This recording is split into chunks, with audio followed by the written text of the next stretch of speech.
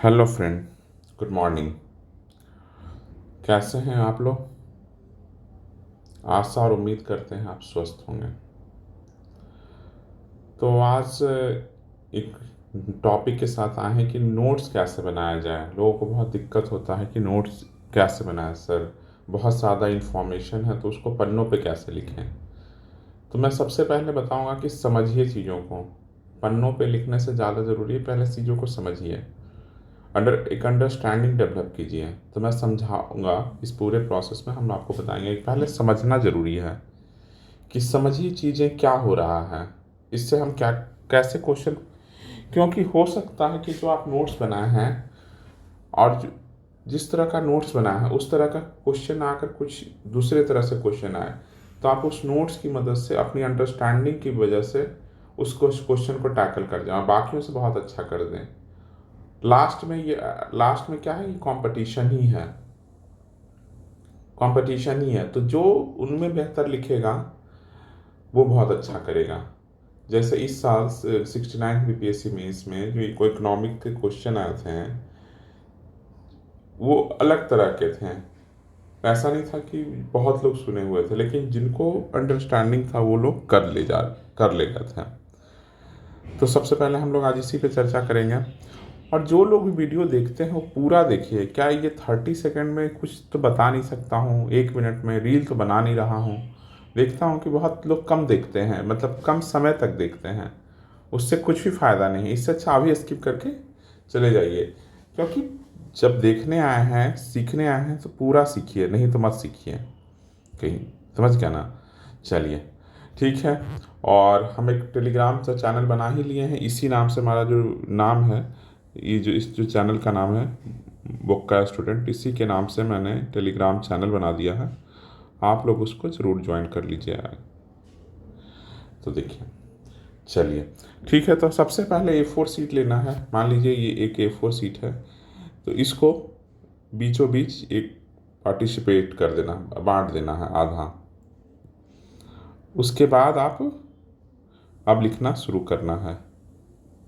अब कोई भी क्वेश्चन अगर आप लिखते हैं, कोई भी नोट्स बनाते हैं, तो आपके पास इकोनॉमिक्स और एक चीज़ और, जिस चीज़ का नोट्स बना रहे हैं उसका वोकेबलरी बनाना है, जरूर रखना चाहिए। जैसे इकोनॉमिक्स का बना रहे हैं, अभी हम लोग इकोनॉमिक्स का बना रहे हैं, तो इकोनॉमिक्स का अगर हम कभी भी नोट्स बनाएंगे तो उसमें डेटा हमारा जरूर रहना चाहिए।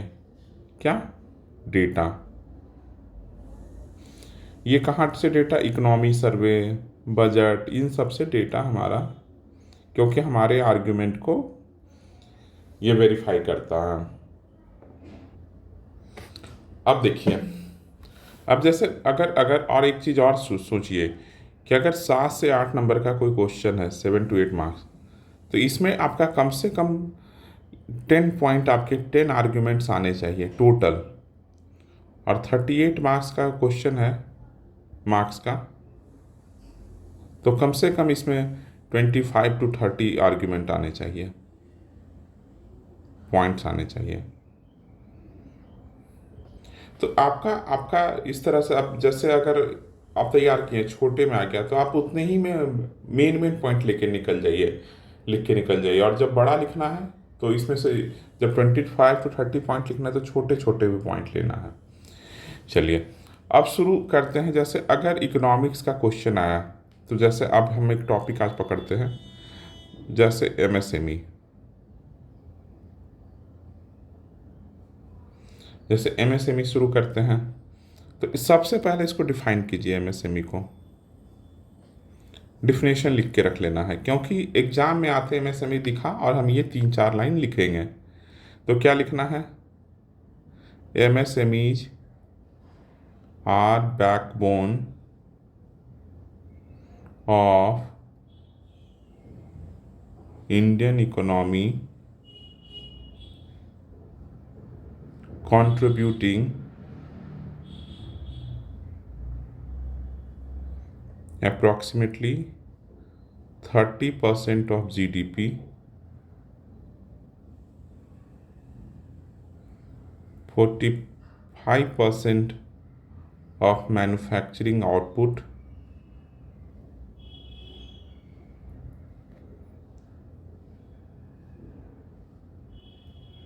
And jobs to 11 crore Indian. कितना 3 डेटा दे चुके हैं आपने, ये आते ही लिख देना है।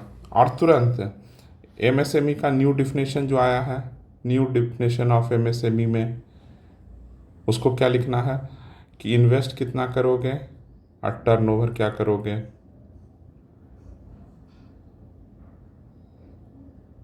यहाँ पर माइक्रो, स्मॉल, मीडियम ये लिख देना है। और ये 1, 10, 50 बस याद रख लो। ऊपर वाला अगर याद आपको रह गया 1, 10, 50 तो नीचे वाला 5 टाइम्स है 10, 50, 250। यहाँ पर सब में CR लिख दो। ये सब चीज़ छोटा छोटा चीज़ मिस नहीं करना है। ये एमएसएमई का क्वेश्चन आते ही 2 लाइन फट से लिख देना है। ये चार्ट बना देना है, ऐसा बॉक्स बना के इसको घेर देना है, ये कर देना है। समझ गए। अब शुरू करो चैलेंजेस। अब हम लोग जो क्वेश्चन आया है तुरंत अब क्वेश्चन पे आ जाएंगे। जो भी क्वेश्चन है, मुझे नहीं पता क्या है, जो भी क्वेश्चन है उस क्वेश्चन को यहाँ सब लिखेंगे। और क्वेश्चन जो भी आया उसको ऐसे, जो भी क्वेश्चन हो क्वेश्चन को लिख के ऐसे ब्रैकेट में। और जैसे चैलेंजेस पूछ रहा है कि एमएसएमई के ग्रोथ के नहीं कारण, नहीं बढ़ने के कारण हमारे यहाँ एम्प्लॉयमेंट जनरेशन में दिक्कत आ रहा है, तो उसको लिखना, काउंटर करना शुरू कर देंगे। अब जैसे चैलेंजेस क्या है, क्या क्या है एमएसएमई के पास, तो क्या है, तो पहला लिखना है limited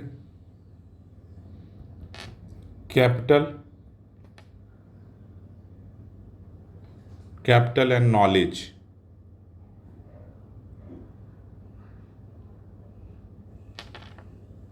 non availability of suitable technology.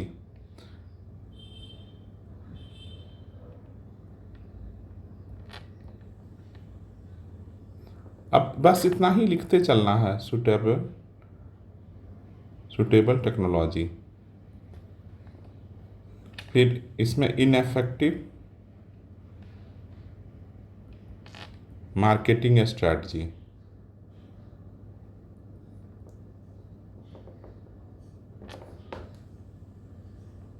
फिर dwarfism.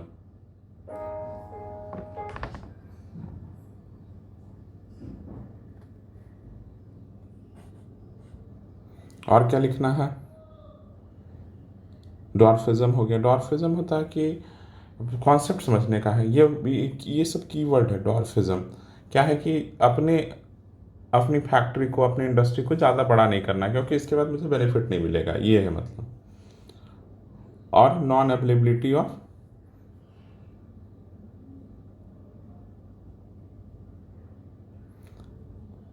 Skilled labour at low cost. ऐसे ही बहुत सारा चीज़ होगा, आप लिखते लिस्ट डाउन कर लीजिए।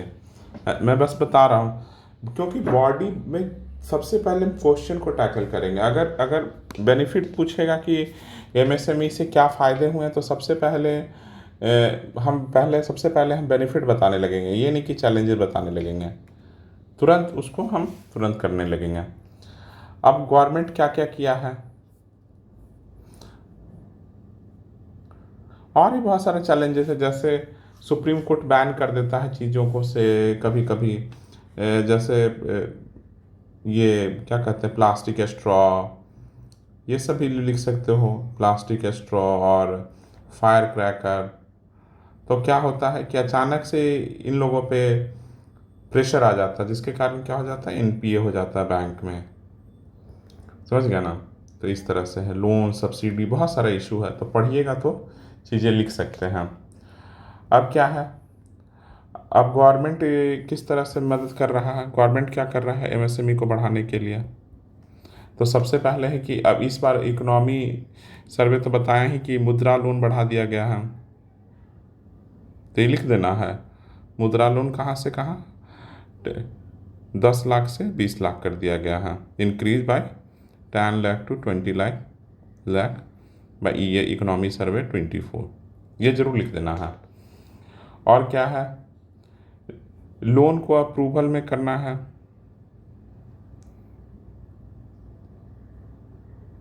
लोन अप्रूवल भी कर जल्दी से हो जाना चाहिए। जब जब एनपीए इस तरह अभी हम लोग यहाँ जो हुआ इस तरह के चीज़ों को जो अचानक सा रहा, तो उसके लिए सरकार को इस तरह के एनपीए से बचाना चाहिए सरकार को, कि सरकार अब डिस्ट्रेस एसेट फंड कुछ है इस तरह का क्रिएट बोला गया है, इकोनॉमी सर्वे बोला है, क्रिएट क्या बोला है,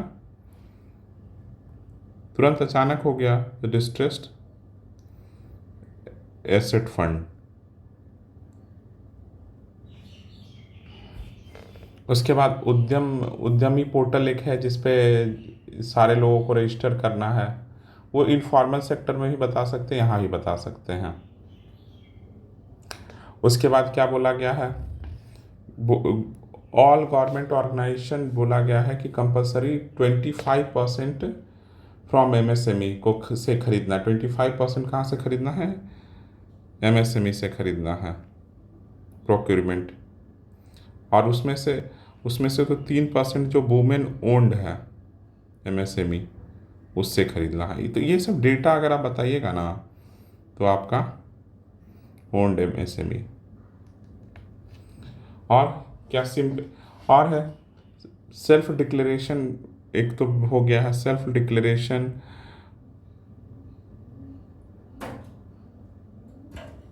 for air and water pollution.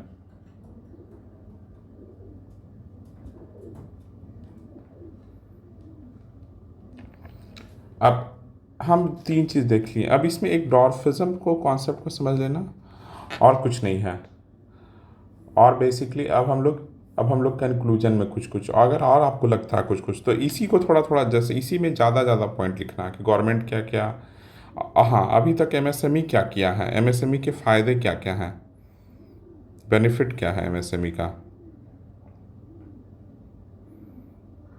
किस तरह से एमएसएमई हमारे इकोनॉमी को बेनिफिट करेगा। तो एक तो ये है। और फाइनली कंक्लूजन, कंक्लूजन क्या है, कंक्लूजन में आप कुछ भी लिख सकते हो। वुमेन कंक्लूजन में सबसे पहले एसडीजी गोल 1 से कर सकते हो, 8 से कर सकते हो, ये नो पॉवर्टी, कि अगर ये बढ़ेगा तो हमारे यहाँ पॉवर्टी थोड़ा गायब होगा। फिर SDG 8 decent work, SDG 5 gender equality,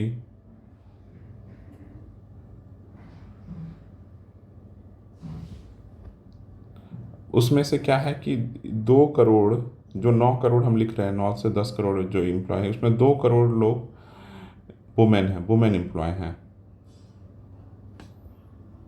तो आप समझ रहे हैं ना कि इससे क्या होगा, कि इससे वुमेन एम्पावरमेंट होता है। वुमेन एम्पावरमेंट होने से क्या होता है, पॉवर्टी तो जाता ही है, घर में वुमेन, सोसाइटी में वुमेन स्ट्रेंथन होती है, तो पार्टिसिपेशन इन लोगों का बढ़ता है।